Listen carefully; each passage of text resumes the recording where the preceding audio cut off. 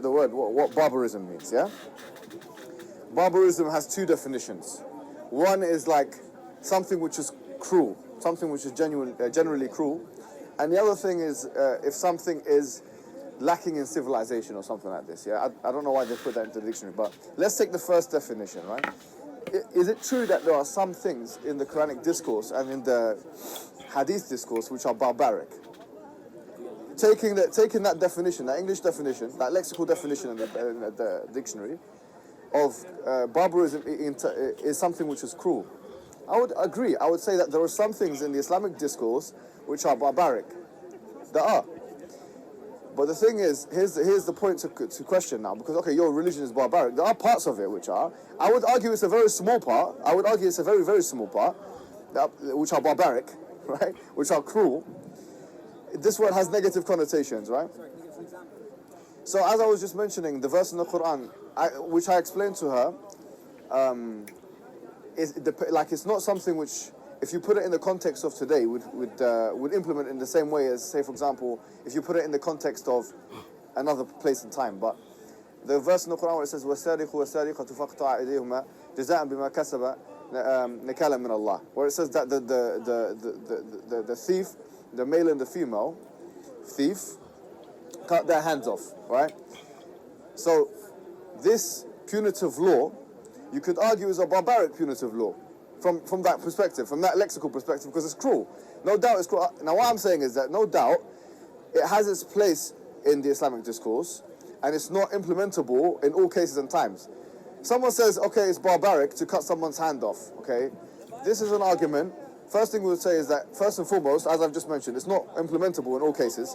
Like, for example, if someone has stolen something which is not of value, or if it's poverty, or if it's an economic recession or whatever, and even obviously in our day and time, this is not applicable to us in the West, yeah? However, I'll say fine, it says that in the Quran, so what? The question would be, is like, how does barbarism entail falsity? How does cruelty mean something is... Do you know what we should be asking?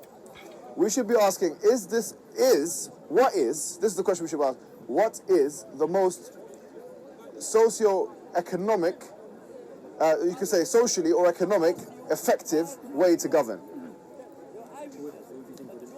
I would say this, I mean, it depends on your, look, this is why there's a difference, I would say, from the Quranic method and the liberal, you could say, like in the liberal Western context, it's a different approach. The reason why is because from the Islamic perspective, community is preferred over individual.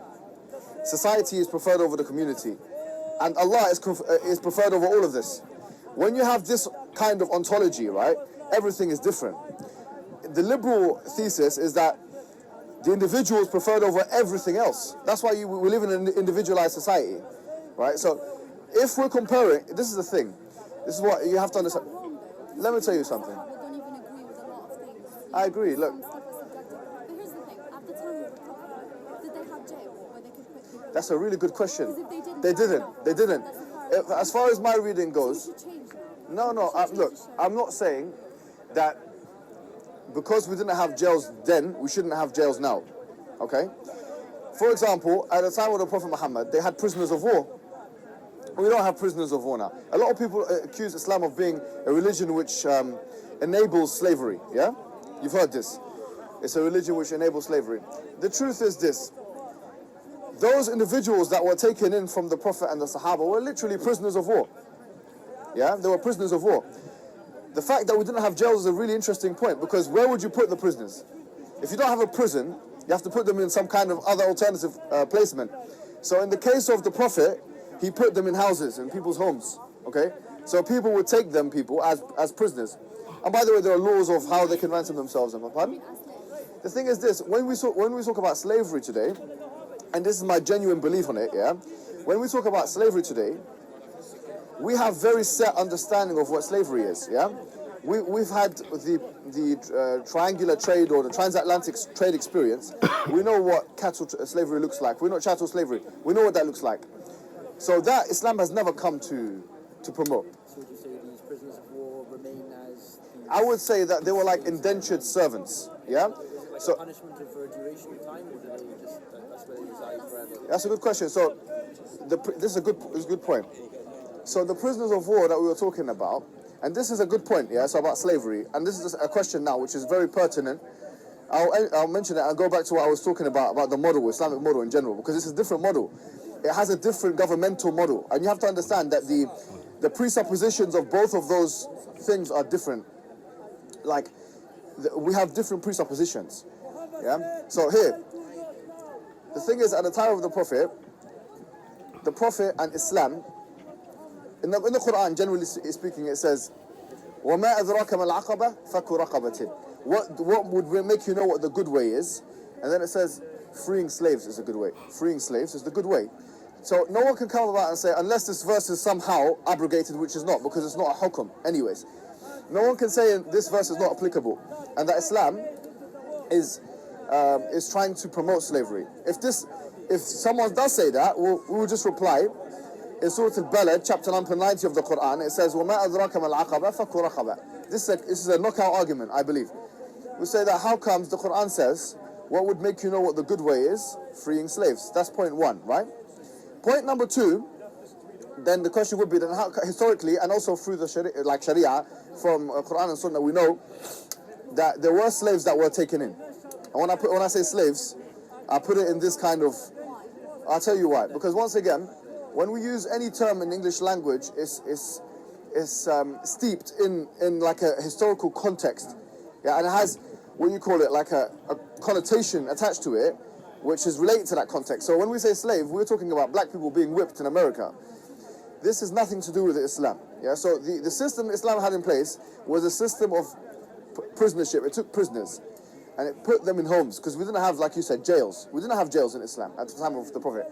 You didn't have that. So they just agreed to stay there? Pardon? They just agreed to stay in homes? So no, they didn't agree to stay there. Islam gave them 2 or 3 options, and this is mentioned in chapter number 24, verse 33 of the Quran.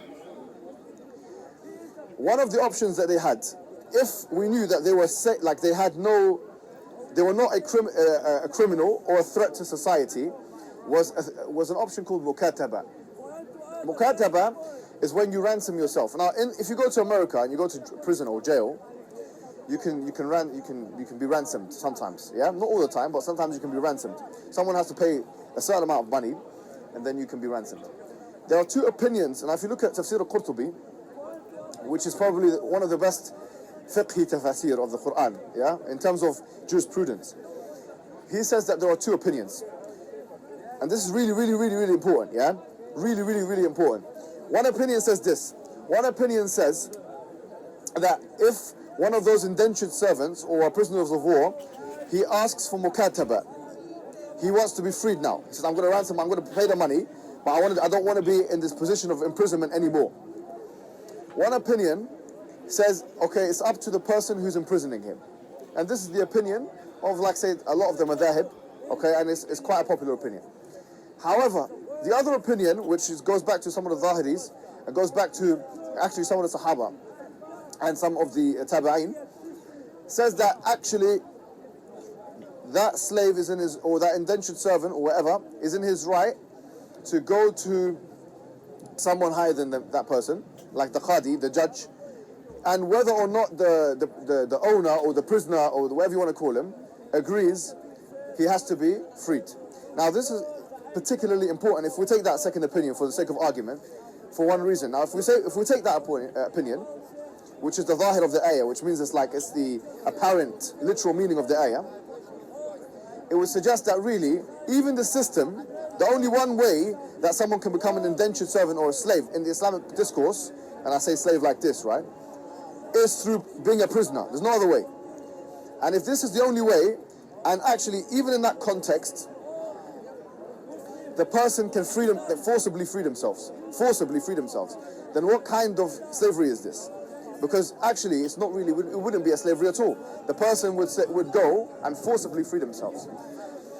But going back to our original points is that a problem, or I would say a misappropriation that a lot of people make in terms of understanding Islam is when they put on their secular glasses or their liberal glasses or the democratic glasses and they try and look at Islam.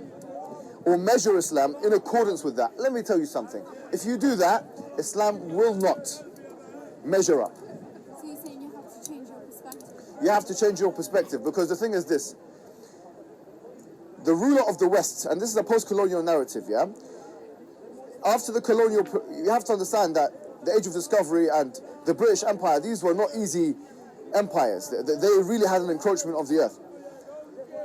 And the last colonial colony of Britain was like in the 50s. They're not just going to give all of that up easily, right? The Western world has a strong ideological encroachment on the rest of the world because of its hegemonic power position, yeah? It wants us to believe what it believes. It just does, okay? It makes sense for its foreign policy, it makes sense for its domestic policy, it makes sense for its economic policies. What it believes now is not necessarily a religious framework. It's no longer the time of Christianity anymore. Christianity does not inform Western domestic or foreign policy anymore. It doesn't, yeah? Now it's secularism, now it's liberalism, now it's democracy. The point is this. To what extent can we say that these ideologies are objective truths? And do the propounders of those ideologies or the philosophers that originally initiated them intend for them to be seen as objective truths? These ideologies were never intended to be seen as objective truths. So now, if you measure... No, what I'm saying is that, for example, the idea of liberalism, which was refined by like John Stuart Mill, you could say liberalism started with Thomas Hobbes. You could argue that with the Leviathan, and continued up into J.S. Mill. And it was refined by him. The idea that you can do whatever you want so long as you don't harm anyone else, which is okay to some extent, but it's not what we go with. Yeah. So you can't actually stop people from doing it. That's how if they want to do Yeah, but we could say it's morally wrong, right? Of course it's wrong. Okay, but liberalism, on a liberal ideological framework, it wouldn't be wrong. It would just be an expression of someone's desires. It would be wrong because the whole point of liberalism is individualism. Yeah, exactly. Subjectivity. Right. Recognizing subjectivity and kind of... Right, I get that point, but then I would ask, how can we prove that is the truth? We can't. Well, we can't. Okay, good. Yeah, proof. Absolutely. Oh, good, excellent. So if we can't prove that that's something which is absolutely or objectively true, then measuring Islam according to it is like measuring something with a stretchy ruler. Okay, if you use a stretchy ruler to measure something, then you're never going to get a precise measurement. 100 years ago, today, women were not allowed to vote in this country, and there was a strong case. I mean, if you think about it, there was a strong case for it. If you look at the parliamentary records, how people were actually talking against women's rights, it was normal for women not to vote, and it was radical for women to be enfranchised, to speak. Yeah, if that is the case, look, 100 years, which is like one generation, has completely shaped the way we think about women's rights in society. 100 years, 100 years, right? In 1967, in this country, it was illegal to be homosexual. There was a death penalty in this country. That's some 50 years ago, yeah? We're talking about 50 years ago, homosexuality, and now homophobia. So everything is just turned up. So look at the stretchy ruler that we've got. Look at the stretchy ruler. Now you put this stretchy ruler and you're trying to establish if Islam is the truth with it, or if Islam is not compatible with my morals, my aesthetic value judgments, which are based on today's present day popular morality, then it's not true. I would say to you then, how are you sure that in 2057 or 2100, yeah, that we're not going to have a new set of morals that we're going to now have to change Islam to and stuff like that? They will change. Yeah. Morals do change over time. Right. So what I'm saying is that, of course. Was Islam spread by the sword? And if it was, can you give like explanation in which, and like, if it is, then surely that contradicts la ikraha fi din. Okay. Lakum dinukum waliya din. Do you know what I mean? All right. So I'll answer that, but just let me finish off what I was saying here. Sorry. Yeah. So the Islamic thesis, in its essence, is a different thesis. The liberal thesis, it prioritizes the human being over and above everything else, right? The Islamic thesis prioritizes Allah over and above everything else. It's completely different. The difference, there's one main difference is this, is that Islam attempts to, do you know what's really interesting? Islam and the Quran has a method of falsification. Yeah, it does. It attempts to prove itself. Whereas liberalism, democracy, secularism does not even attempt that. It doesn't even attempt to do that. Liberalism is not looking to be By the way, I'm not saying that liberalism as an ideology is all, practically speaking, is at odds with Islam. I'm not saying that. I'm saying that, generally speaking, its epistemological roots are different. The presuppositions of liberalism and the presuppositions of Islam are different. We should ask, is liberalism as an ideology trying to say this is absolute truth? We're just trying to put... Yeah, I'm saying if it's not, then the thing is, we're saying that Islam, the case for Islam is that it's an absolute truth. Okay? Islam, as a framework, as a religion, attempts to prove that it's absolutely, objectively true. Liberalism, secularism, and all these other ideologies, they don't even attempt to do that. But yes, exactly. Right. So we both agree with that, right? So why measure something which is attempting to be an ultimate truth with something which is not even the philosophers that propounded it didn't even intend for it to be an absolute truth? Do you get what I'm saying?